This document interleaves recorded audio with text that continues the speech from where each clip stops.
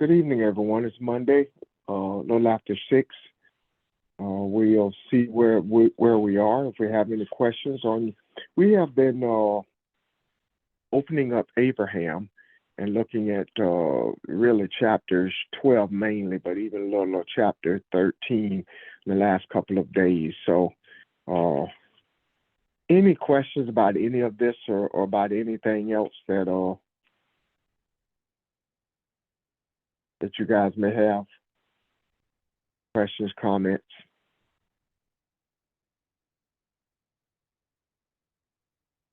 What are your thoughts, Aaron, this cat? What are Hey, your thoughts Kathy. on the war? Are there any thoughts?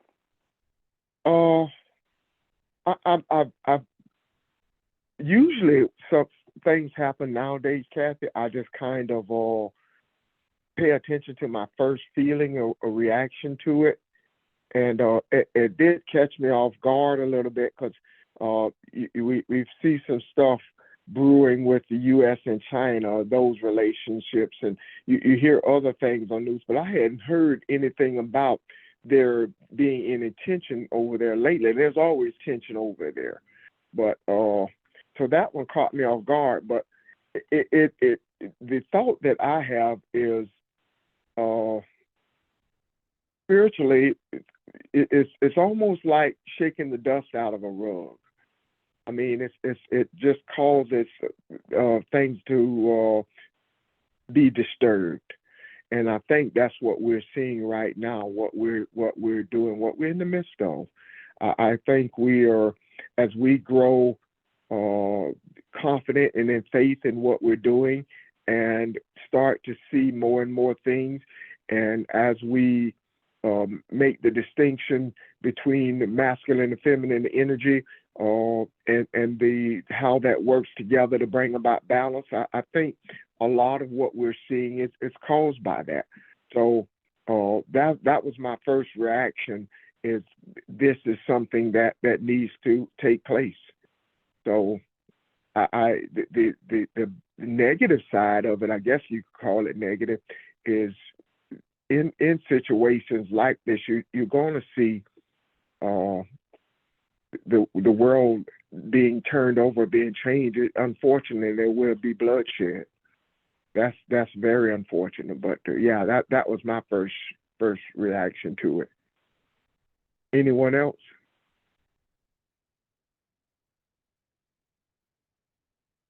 Anyone else have any thoughts on that?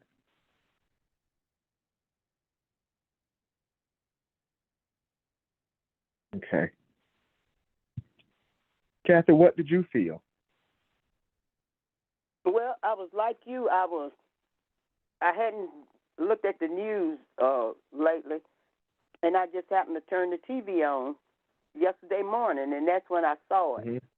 And it really it hurt because when they, especially when they were saying they was getting the little children and the babies and separating the wife from the spouse, and it Hmm. just I felt a hurt, you know I guess somewhat sort of a little anger there, because I really didn't understand. Like you say, I know they fight all the time, but I really didn't understand exactly why they was doing it, because like I said, I came in on it and I didn't really have much time to listen to it. And last night I sit there and I listened to some of it, and I was just saying, Lord have mercy, that's all I could say. Hmm. Mm. And so really that was just about it, that I was just overthrown like you.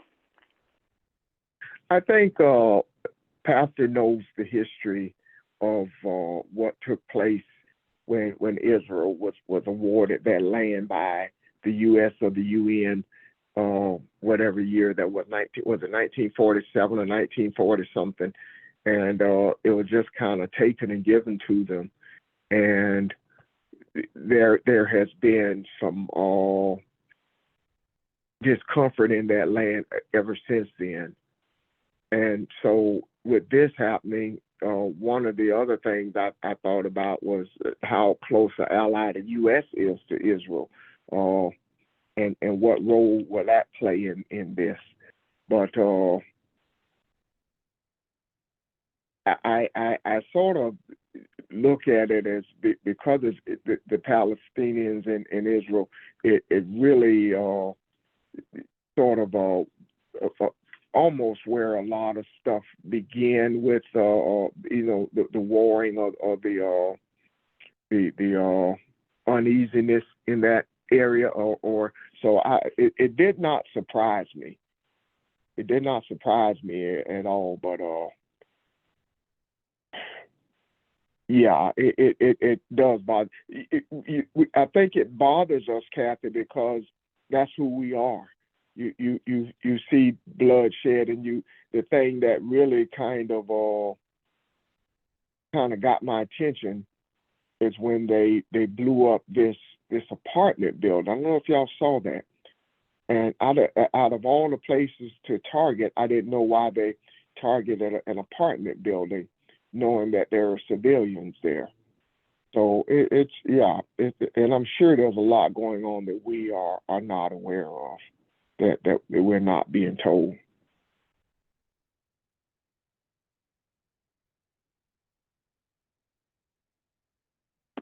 Okay. Anyone else?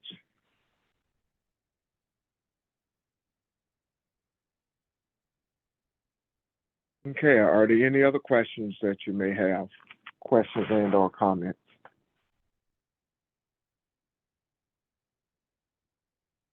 What about what we talked about yesterday? Is that making sense to you? Give a little overview. I don't know if I can. We are looking at we were looking at chapter 12 really and dissecting that and looking at the fact that none of that is what we have always thought it to be. I was glad when we broke down when Pastor talked about the country versus the nation. That one was a lot for me to see and I understood what he was saying. Whereas a country, it talks about borders. Country is those boundaries and the separation and if the first thing I thought about that kind of represent mindful thinking, whereas the nation represents that nomadic lifestyle that we're talking about. The nation is inclusive of everyone who wants to be a part of it. So, and the nation being the spiritual or the soulful part. So, when we looked at that, the relatives in the Father's house and all of that, what are you willing to remove off of self? What are you willing to give up to follow, take this journey? One of the other thing that we did not mention yesterday, and I'm trying to find it now. I gotta stop that. I just put notes anywhere instead of following them in a sequence. But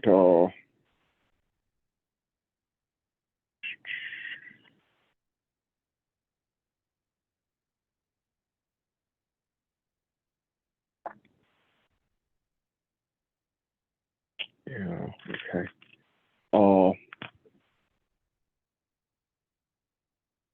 The word, the word curses here are two different words in chapter 12, verse 3. Anyone who curses you, I will curse. And when you look at that, it's talking about different things. The curse that God speaks of is something harshly, but the first curse talks about anyone who doesn't take you seriously or kind of mocks you in a way. When you do that, then they will be judged harshly. So Abraham, if you will, to look at this, it is not talking about the person, but the energy. It is talking about this thing that is in all of us. If you recognize this, and you know what it is, and you don't take it seriously. If you decide not to follow this, there are consequences for it. So, to walk this down and look at this, and then we talked about the journey and all some of the stops that he makes. We talked about him building the altars and what those things mean. Altars is when you internalize, you're looking at self, and you notice, and it's volunteering that to know that I am allowing these things to die. I am allowing my attitudes and my desires and all these things. So we talked about that, and then we really got into Egypt, and that's the part I'm not sure if I can explain to her. I do understand what Pastor was saying, where Pharaoh is your mind, and we talked about this interlude that he has with Sarah being your soul. So it is in it, you have to submit your mind under the authority of your soul, as opposed to where most people are. Most people are driven by their mind, they're driven by pleasure, they're driven by lust and desires and prideful things. But so that's what that episode was about, and that is a part of the journey that each and every one of us also has to take. The sister part is where what Pastor said, there was a separation of the intimacy, and so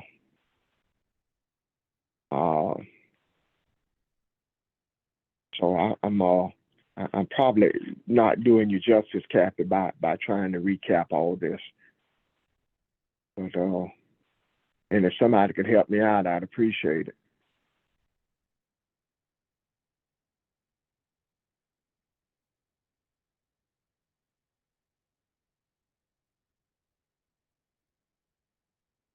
Hey. But that's where we were. We went into that, then we went back into a little bit of 13 and looking at when he goes through this episode. Remember, this is a spiritual thing. This is you kind of doing an inventory of self and your thoughts and seeing where you are. And he comes back to the same place that he started from. He comes back as far as Bethel, and where his tent had been, and so again to the place where he builds an altar, and again he calls on the name of God. So when he does that, this is talking about a commitment, and this is not at all Abram or us for that matter so much finding the Creator. This is you finding yourself. So your calling on the name of the Lord is that commitment within you. You see where you are. You are recognizing that you're in a good place, and being in a good place does not always necessarily know where you're going next, but you feel the comfort of knowing that you are one with the Creator, and you recognize the higher self that you are becoming. So from there, we looked at where he and Lot separated, and we sort of concentrated on. Yes, sir. Did you talk about in that same scripture? You just said that Abraham was there before, between Bethel and Ai. Is that something special? Ai, dealing with this world stuff today, and they calling these computer stuff AI. What do AI represent? Is something different? Yeah, this is something different, Charles. That's a good observation. Yeah, that's artificial intelligence is what you're referring to. This is pronounced I, but it means a rubble. It means rubble or a heap of something that's a pile of waste. And what that is, Charles, is Bethel means the house of God. So here he stands between those two things because that's what his choices were.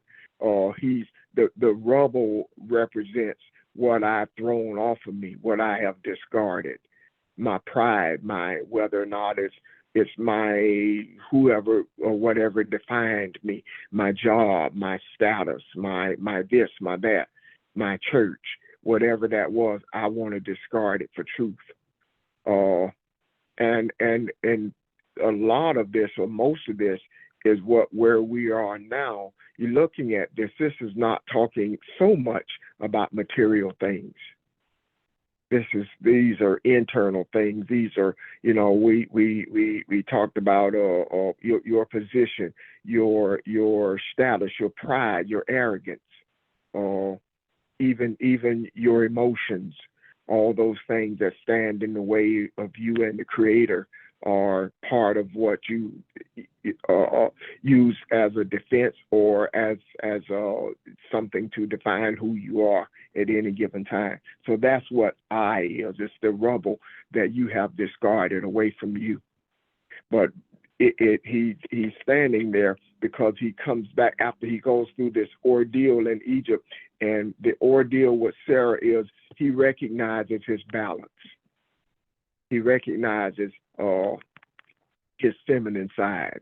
And that is not, a softness or anything. Actually, it's his strength. He recognizes his soul, and he readily allows it to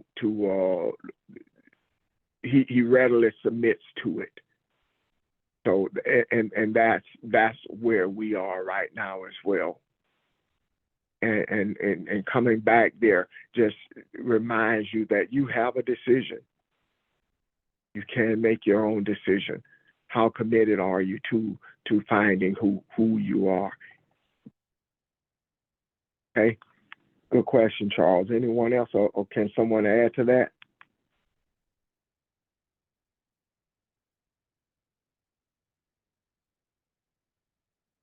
Okay. I'm glad I asked that question because, like you said, that's where we are today, and most people ain't gonna look at it like that. And when you define what AI was, it is all this material thing. But the thing it ain't so much of these material things. It's your attitude with the material things. Yeah. You're right, Charles. A lot of it is the attitude. A lot of it is the attitude. Because if God, and we are God, and he said he wants us to have these things. It's just our attitude, how to get them and the way you do it. Yeah, you're absolutely right.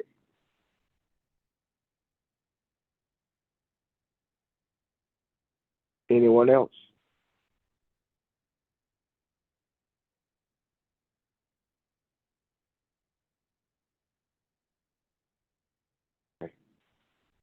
So each and everything he does here when he goes through these cities, and it talks about oak groves, oak being strength, and so all of these, everything on this journey means something.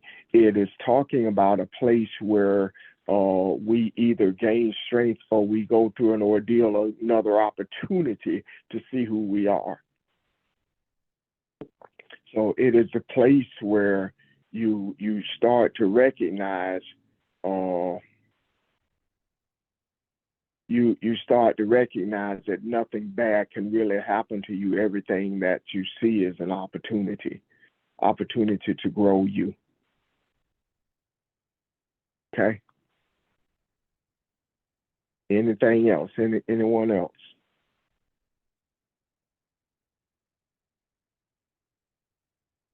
And then the thing that we pointed out was in chapter 14, these kings go into battle. The funny thing was, usually on the Old Testament side, when you look up names, it gives you a clue of what they're saying or what's taking place here. But a lot of these kings, it did not really give any names. It just said a king of this or king of that, or give a region or a part of the country in the hill countries or in the mountains or something like that. Chedorlaomer, though, was the one that sort of stuck out to me. It is talking about superiority or a perception of lack. So here he has been superior for 12 years. They have served him. Looking at verse 4, and in the 13th year they rebel, and in the 14th year they can't. It's when they started warring for their freedom. A lot of this, all of this really, is talking about everyday things that we go through. People in your life who are superior to what you do, whether it be a pastor, whether it be your boss on your job. We come in contact with kings all the time. We come in contact with people who have made themselves superior in our lives all the time. Some of these superior things can be fears that we have. Some of these things, these kings, may be barriers that we ourselves have put up. So what this is saying is, as we look at this, it is only after Abram makes that internal decision where he clearly sees himself. And he clearly makes the distinction that this is the road, the journey that I want to see, that he starts to see this. So what this shows, that there is actually nothing that is external. So I go back to what Kathy said at the onset, her question. When we recognize the things that are going on in the earth, we no longer call them distractions. We know that they're more than that. But what they're nothing that can overtake us. They're opportunities for us to further see ourselves. They're opportunities for us to further gain our faith and our confidence in recognizing who we are.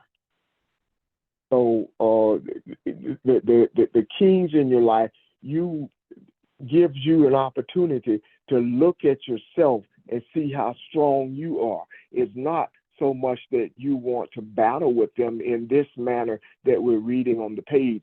The battle is spiritual. The battle is when you strengthen yourself. And as we have discussed in the past, and I was trying to talk about yesterday or Sunday, or whatever day that was, when I was talking about my anger. Okay, why do I feel this way? What is it that this is trying to show me? So when we start, as Kathy put it, to sit with it and analyze things and breathe on it, it starts to become clearer to us, and it loses its power.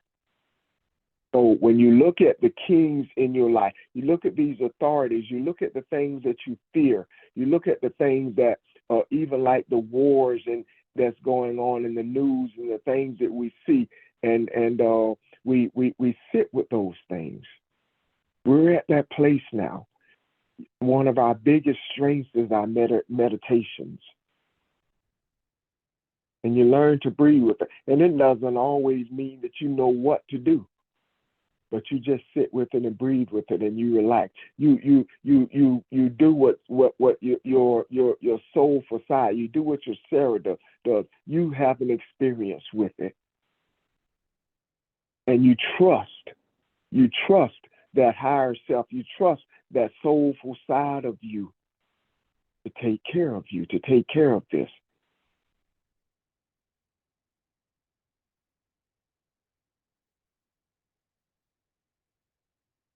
Anyone else? Can anyone else kind of sum that up a little differently or better?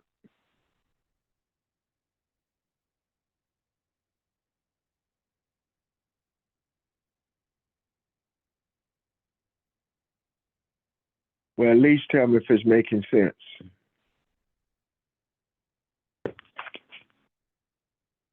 It's making sense, man. It is making sense, Ron. Yes, it is. Okay. Any questions, y'all? I would like to ask a question. When we were Okay.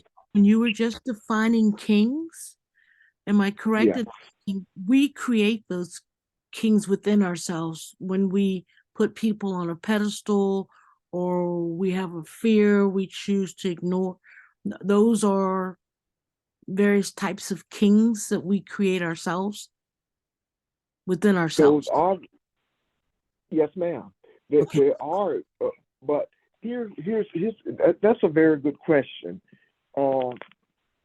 There are those who have made themselves kings in our lives too, though. Think about some of the history that the African has had. We were beaten, even killed in front of the others to make sure that you followed Christianity. You were beaten and killed in front of others so that you would be a better slave, so that your children would grow up to obey. The mothers would teach their children to obey. So part of this stuff is in our DNA. And that's why we struggle with it so. So when we see these quote unquote kings in our lives, we pay them that type of respect, and we have that kind of fear because that's been in us for generations. But as we take a look at this and really sit with it, meaning take the time and not fear it and do what I used to do and try to push it aside because it either angers me or it's not something I wanted to deal with. But to take the time to feel it, to take the time and look at the feeling and emotion that you have and look at that thing and dissect, why do I feel this way? Why did this do this to me? And breathe on it. Go to it and breathe on it. Sit with it, meaning give it over to your higher self. There's nothing that can harm us, as we have concluded in this book. And I know there's somebody that can say this better, but there's absolutely nothing that can harm us. So it comes to us. It comes to us because man is the only one that can bring harmony to it. And there needs to be one who is searching and standing in that gap for all of humanity to bring harmony to it. So yes, a lot of it are the as they said in the when they were going into the promised land, and they said we look like grasshoppers to them. They look like giants. We have made them giants.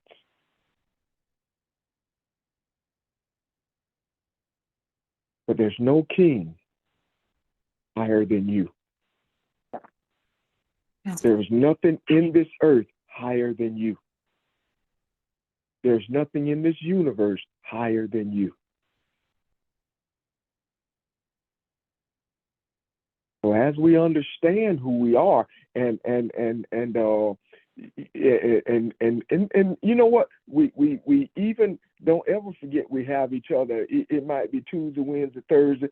If you need to talk to somebody or send a text or whatever, we do so to help bring you back if you get out there and having one of those days.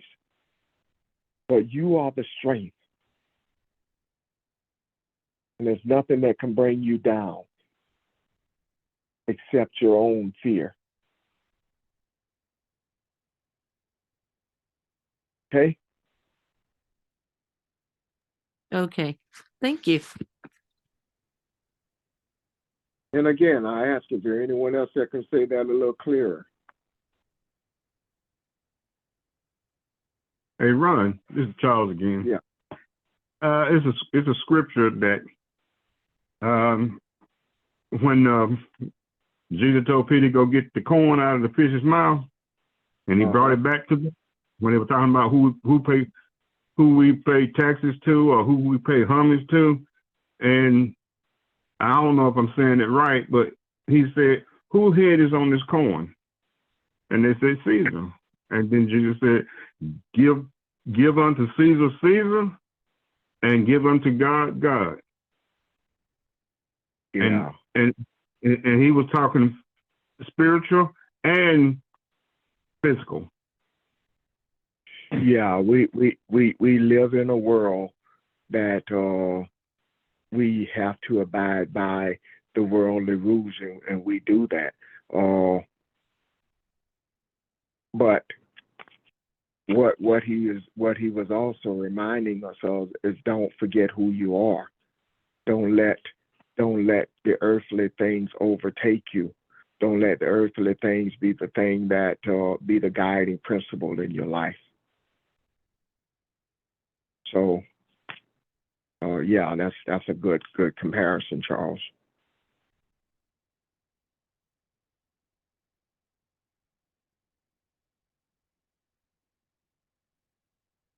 Anyone else?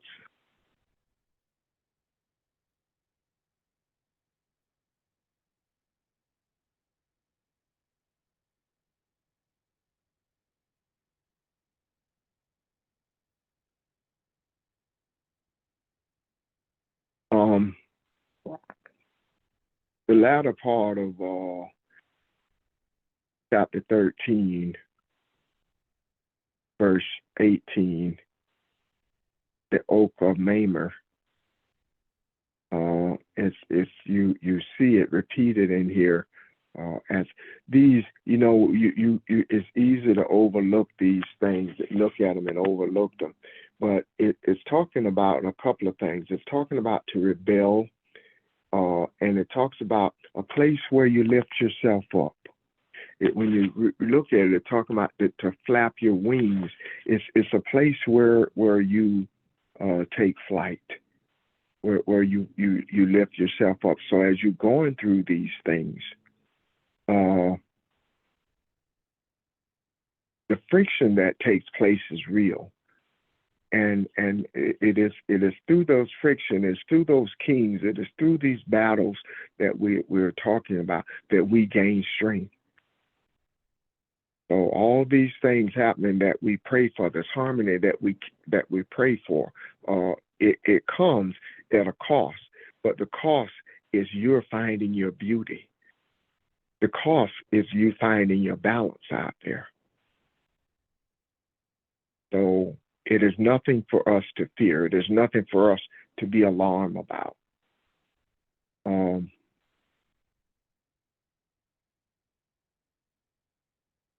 Okay.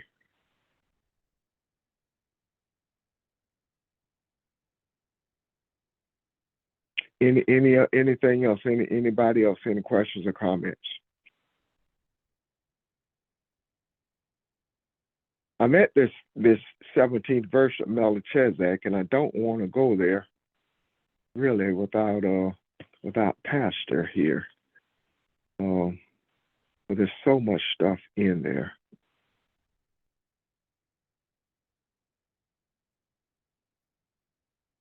But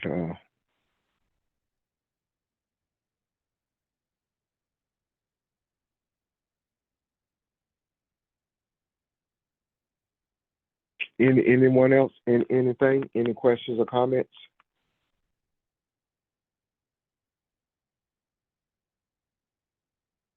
Okay. Well, maybe we'll have a short night, but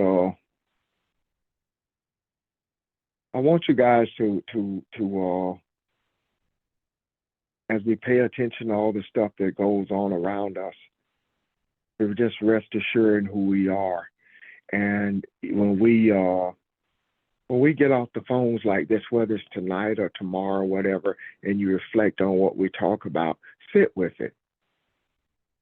Sitting with it doesn't always mean something that the negative things or the bad things or the bad thoughts that you go with. Sit with it, especially the good things that you want to release back. Those pleasant thoughts, those aha moments that you see something that you had not seen before, when the light bulb shines, when you feel good about something. Reflect on those as well, and we can put that back in the universe too. Okay. Again, I apologize for being late.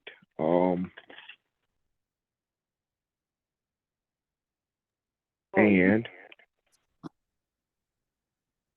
if there are no questions or comments, let's pause here for the evening. Ron, You guys okay with it? Yes, ma'am. before you go, you had mentioned which chapter with Melchizedek? That's 17? Yeah, it is. It's in the 14th chapter, but verse 17. And this is Genesis, right? Genesis. Yes, I'm sorry.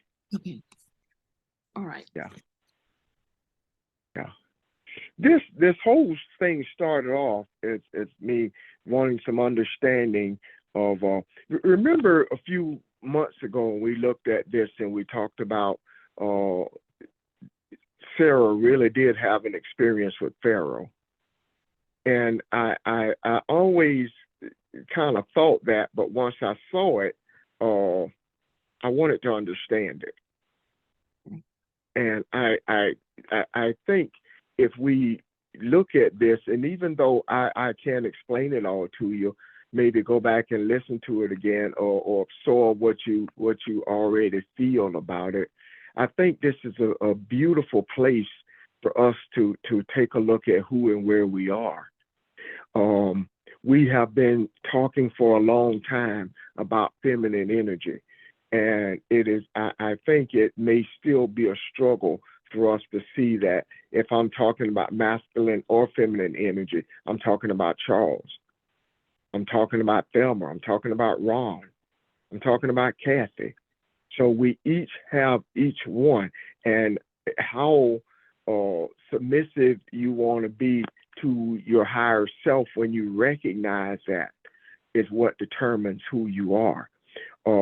We look at the experience of the soul with Pharaoh, and that is looking at the mindful part of who you are, looking at the mind, kind of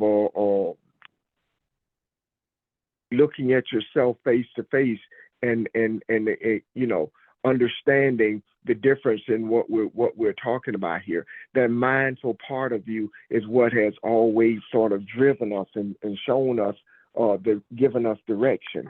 It shows us the pleasures. It shows us the things that boost the ego and that are prideful. But the soul is a search, and the soul is what shows you what is best for mankind. You don't see the I and me when you look at the soul. Mm-hmm. So that is the difference there. If we go back, when we go back and sort of look at this and set on it a little bit, okay? Okay. And at some point, I want to get back to Genesis chapter 3 too. There's something there that I think I see that I want to look at one more time before, or maybe a couple more times before we talk about it. But it's a lot. I love Genesis because I think it describes us to a T, where we are, our struggles, our journey, and helps us to stay the course. All right. All right. Any other questions or comments before we close? Okay. I hope you guys have a great week, and look forward to Saturday. Okay. Hey, you too. Thank you. You want to have a Okay. good one? Bye, y'all. Okay. Bye. Thank Bye. Bye-bye. everybody.